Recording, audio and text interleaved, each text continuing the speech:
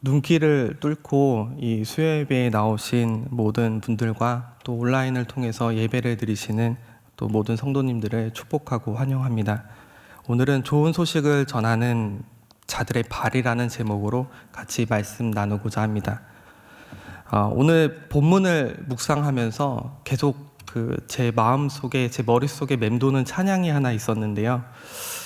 찬양 제목은 복음 들고 산을이라는 찬양입니다. 제가 찬양을 잘 못 불러서 가사만 제가 읽어드리면요. 복음 들고 산을 넘는 자들의 발길 아름답고도 아름답도다. 평화 전하며 복된 소식을 외치네. 주 다스리네 주 다스리네, 이런 내용입니다. 군대에서 이 가사를 부르면 이 찬양을 부르면 굉장히 은혜롭습니다. 군대가 산에 이렇게 둘러싸여 있는데요. 복음을 들고 산을 넘는다고 하니까 왠지 자유를 얻을 것 같고 군대에서 전역을 할 것 같다는 어떤 그런 기대, 그런 기분이 드는 찬양이어서 굉장히 좋아했던 것 같습니다.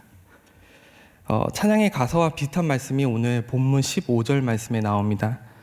아름답도다 좋은 소식을 전하는 자들의 발이라고 기록되어져 있습니다.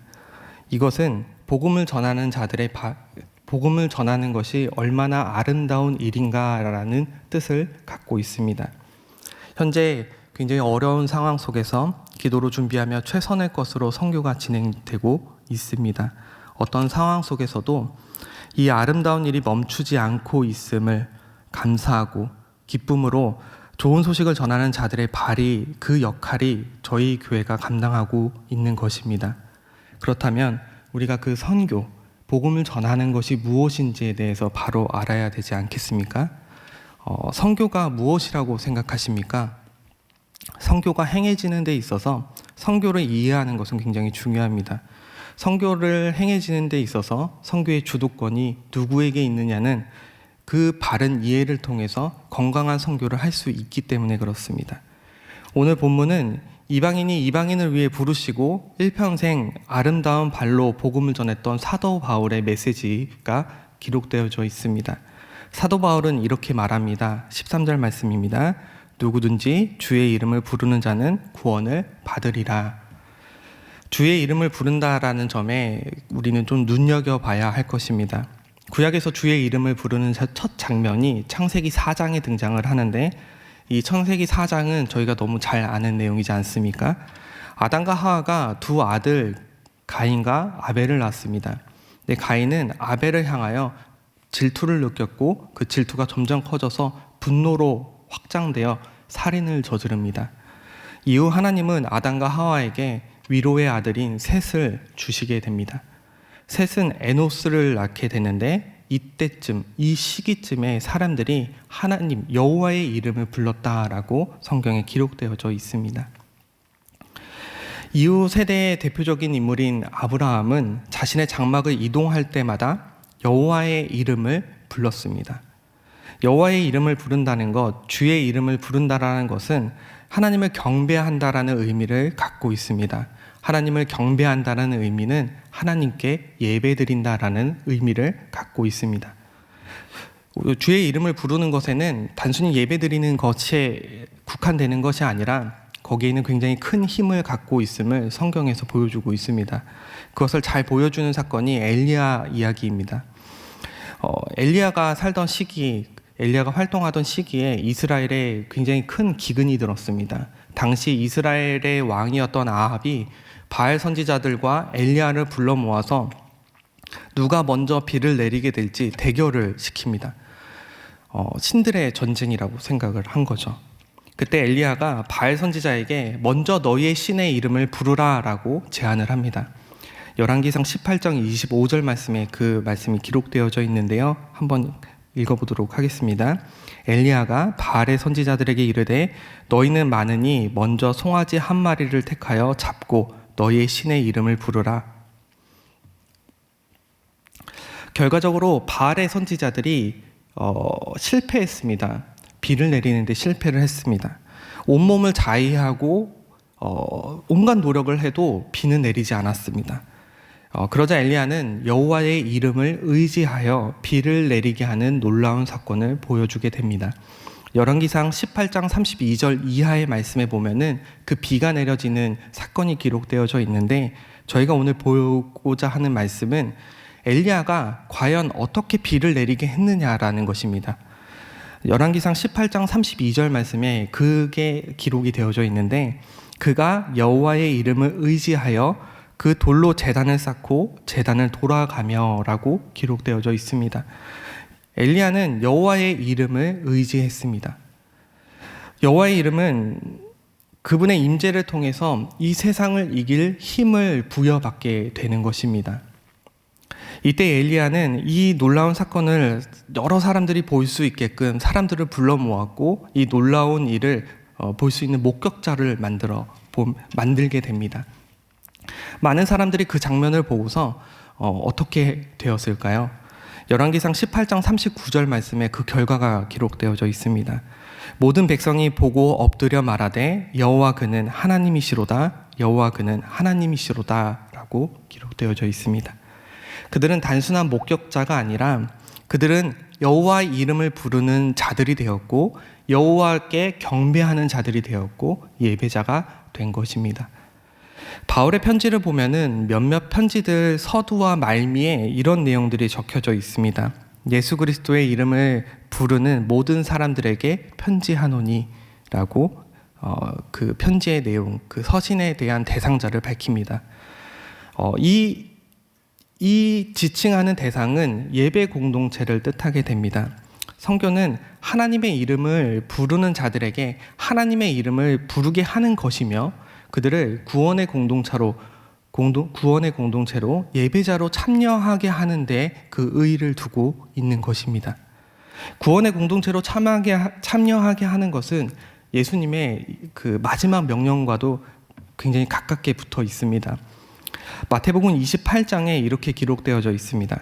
예수께서 나와 말씀하여 이르시되 하늘과 땅의 모든 권세를 내게 주셨으니 그러므로 너희는 가서 모든 민족을 제자로 삼아 아버지와 아들과 성령의 이름으로 세례를 베풀고 내가 너희에게 분부한 모든 것을 가르쳐 지키게 하라. 볼지어다 내가 세상 끝날까지 너희와 항상 함께 있으리라 하시니라. 예수님의 명령에 따라 우리는 그 복음을 전해야 합니다. 복음을 전하기만 하면 끝입니까? 복음을 전하기만 하면 예수 믿으세요 하면은 끝나는 일일까요? 우리의 역할은 그걸로 다하는 것일까요? 오늘 성경에서는 그 역할을 다하는 것이 교회의 역할이라고 얘기하지 않습니다. 존 파이퍼는 선교에 대해서 정의를 내릴 때 굉장히 유명한 말을 합니다. 교회의 궁극적인 목표는 선교가 아니라 예배이다 라고 얘기합니다. 선교를 위해서 하는 것이 아니라 그 선교지에 있는 사람들이 주께 예배드릴 수 있도록 인도하는 것이 선교의 최종 목표임을 밝히고 있는 것입니다. 선교의 목표는 모든 열방과 모든 족속이 하나님께 예배드리게 하는 것입니다. 그러므로 선교는 믿지 않는 자들에게 하나님을 알려주는 것이며 그들과 함께 예배하는 것이 목표입니다. 선교의 주인공이 그 선교의 주권자가 되시는 분이 하나님이시기 때문에 그렇습니다. 모든 영광은 하나님이 받으셔야 되기 때문에 그 복음을 들은 공동체가 하나님께 영광을 올려드려야 되는 것이 맞지 않겠습니까? 선교는 하나님의 영광을 위한 것이며 하나님의 뜻을 전달하기 위한 것입니다. 하나님은 그 뜻을 이루기 위해서 끊임없이 사람들을 보낸다라고 오늘 본문 말씀에 기록되어져 있습니다. 오늘 본문 말씀을 보면은 14절 15절 말씀 제가 읽도록 하겠습니다. 그런즉 그들이 믿지 아니하는 일을 어찌 부르리요? 듣지도 못하는 일을 어찌 믿으리요? 전파하는 자가 없이 어찌 들으리요? 보내심을 받지 아니하였으면 어찌 전파하리요? 라고 기록되어져 있습니다. 하나님이 계속해서 전파할 자들을 보내신다라고 기록되어져 있는 것입니다. 선교는 내 자발적인 선택, 나의 선택처럼 보이지만 하나님의 선택이고 하나님이 보내실 계획이 있었음을 기억하셔야 합니다. 이에 대해 존 칼빈은 이 말씀에 대해서 해석하는 구절이 있습니다. 칼빈은 복음은 하늘에서 우연히 떨어진 것이 아니다라고 해석을 합니다. 선교사로 보냄을 받은 자도 그 선교사를 위해 기도하는 교회도 그 선교사를 통해 복음을 듣고 그 예배의 자리로 나온 모든 사람들도 그저 우연히 모인 것도 아니고 완전히 하나님의 계획과 하나님의 섭리 가운데 있는 완전한 그런 계획이다라고 얘기하고 있는 것입니다. 하나님의 계획 안에서 끊임없이 그 계획을 운영하시기 위해 선교사들을 보내고 계십니다. 우리는 그것을 믿음으로 믿고 나아가야 합니다. 제가 중고등부 시절에 저희는 수련회를 늘 기도원으로 갔습니다. 딴 곳으로 가는 것은 상상도 해보지 못했던 시절입니다. 중학교 1학년 때 처음으로 중고등부 수련회를 가게 되었는데 참여 인원이 굉장히 재밌게 딱 100명이 갔습니다. 그래서 그 형 누나들이 100명의 믿음의 용사 막 이러면서 얘기했던 기억이 있습니다. 수련회는 말씀, 기도, GBS, 레크레이션 뭐 이렇게 진행되는 여느 평범한 그런 수련회였습니다. 마지막 날 밤에 강사님이 오셨는데 북한과 중국을 오가면서 선교 활동을 하셨던 그 목사님, 그 선교사님이 오셨습니다. 말씀은 굉장히 뜨겁고 신기하고 정말 은혜로운 말씀이 선포되었습니다. 그 말씀과 그 다음에 기도의 시간으로 이어지는데 많은 청소년들이 주 앞에 무릎을 꿇고 기도를 했습니다. 이제 마지막 하이라이트 시간인 결단의 시간이 찾아왔습니다. 선교사님은 그 100명의 청소년들에게 선교사로 결단할 사람들을 일어나라라고 하셨습니다. 우리 일어나서 하나님께 선교의 마음을 결단하자, 하나님께 보여주자라고 하면서 일으켜 세우셨습니다. 100명 중 몇 명이 일어났을까요? 정확히 96명이 일어났습니다. 와 하면서 이렇게 일어나는 소리가 들리는 겁니다. 저는 일어나지 않았습니다.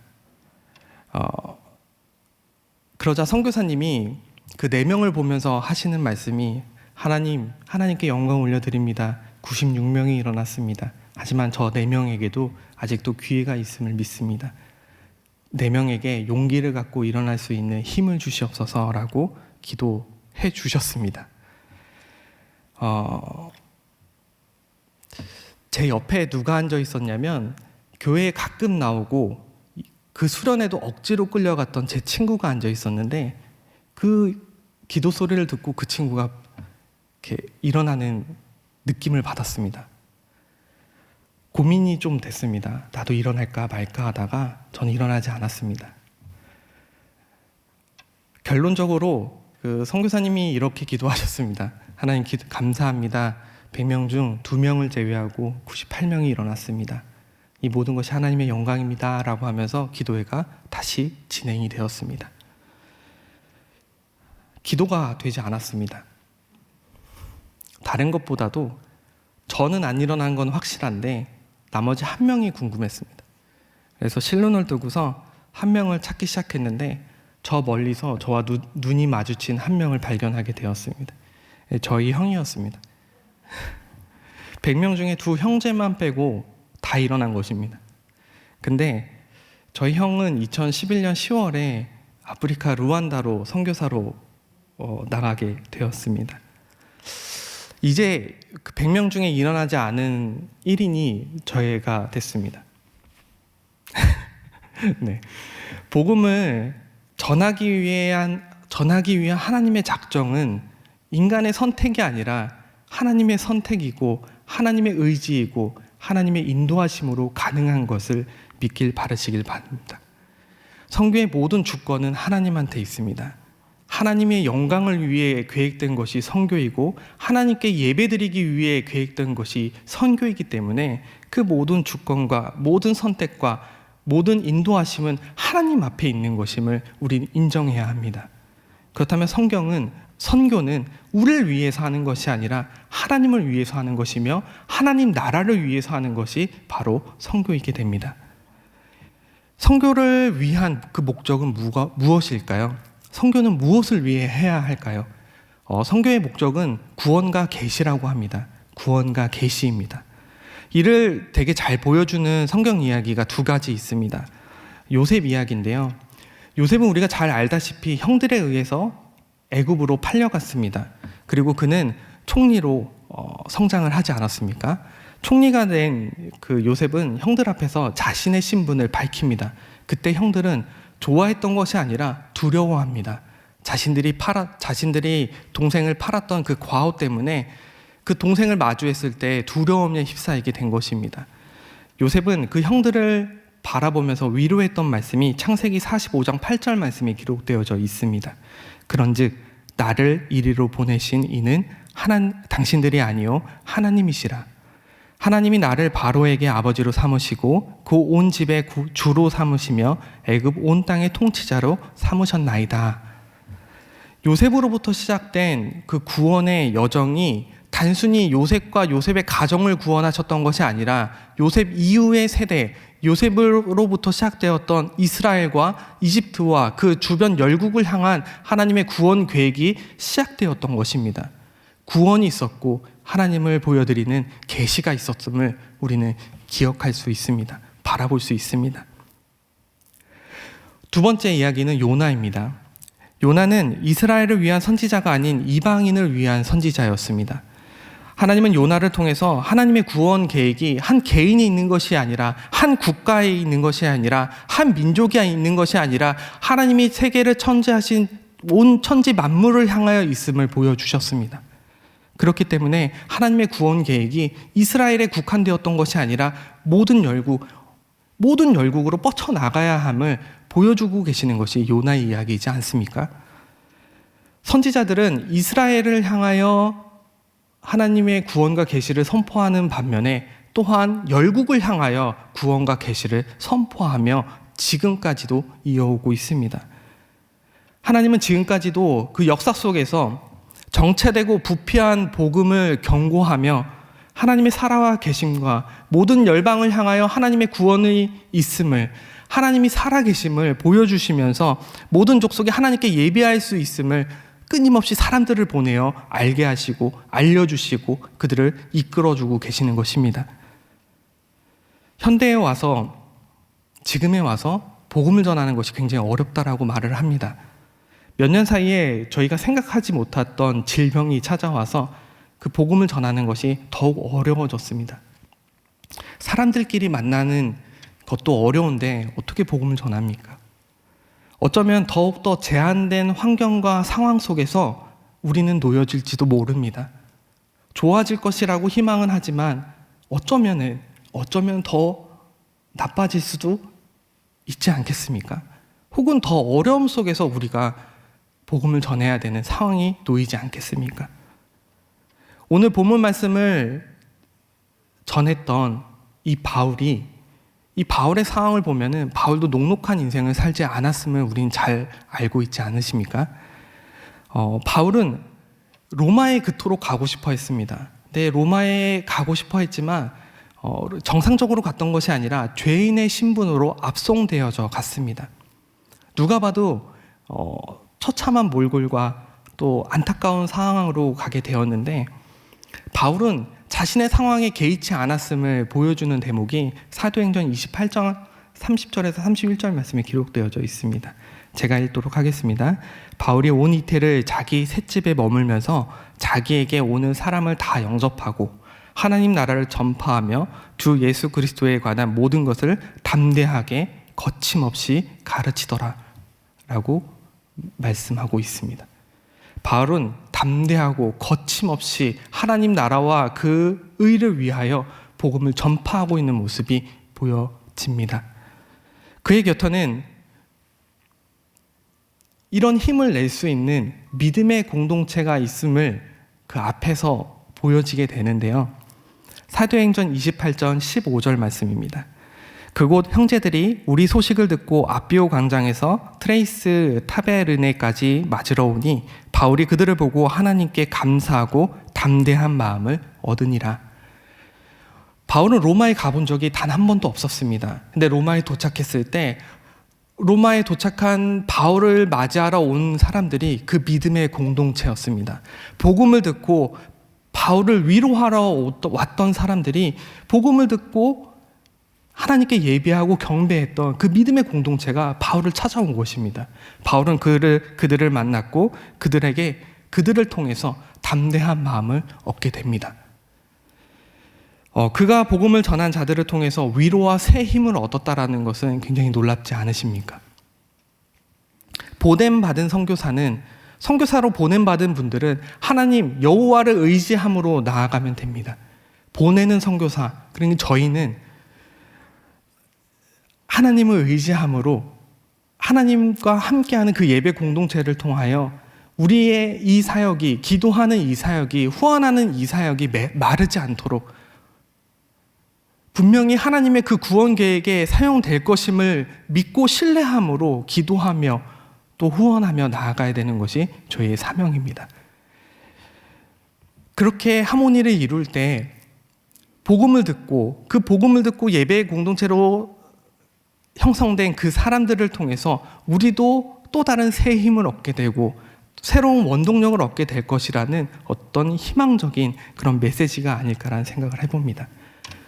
선교라는 것은 공허하게 쏟아내는 것이 아닙니다. 공허하게 쏟아 부어서 채워넣으려고 하는 것이 아니라 하나님 나라의 안에서 순환하면서 우리도 그 영향을 받고 우리도 그 영향을 받으면서 하나님을 기억하고 기념하며 더욱 예배하고 하나님 앞에 나아가는 것이 선교이기 때문에 그렇습니다.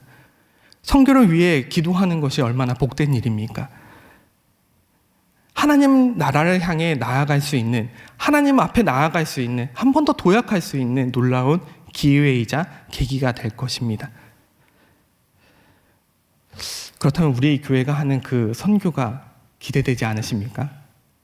우리가 드려지는 그 기도를 통해서 하나님이 역사하실 것이 기대되지 않으십니까? 그 기대하는 마음이 믿음이고 하나님을 향한 신뢰일 것입니다.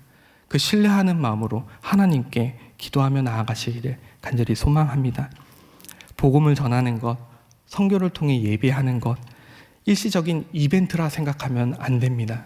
이것은 우리가 감당해야 될 사명이며 우리가 일평생 일구어서 이루어내야 할 어떤 사명이자 우리의 그 일생의 목표가 되어야 할 것입니다. 우리를 통해서 복음을 받아들이고 그 복음을 받아들인 이들로 통하여 우리도 새로운 힘과 새로운 능력과 하나님의 새로운 은혜를 받으며 또 힘을 얻어서 앞으로 전진해 나아가는 그런 놀라운 일이 우리 안에 이루어질 것이라 간절히 믿고 또 그런 인생을 사시기를 간절한 마음으로 축원드립니다. 오늘 이 시간 같이 기도하겠습니다.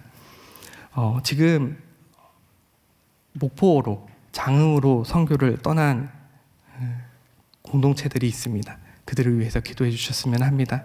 눈이 내리고 있습니다. 그 내리는 눈 가운데 위험하지 않게 또 그곳에 가서 다친 마음을 통하여 마음이 다치지 않게 하나님이 보여주시고 하나님이 알려주시고 하나님이 느끼게 하시는 것을 온전히 깨달아 알아서 우리들에게 생생하게 전달할 수 있게 도와달라고 그들의 선교 사역을 위해 기도해 주셨으면 합니다. 또한 다른 나라에서 믿음으로 소망으로 오직 하나님 한 분만을 바라보면서 선교하시는 우리 선교사님들을 위해 기도하시고 각자 가지고 나온 그 개인의 기도 제목을 가지고 기도하며 돌아가는 시간이 되도록 하겠습니다. 기도하겠습니다.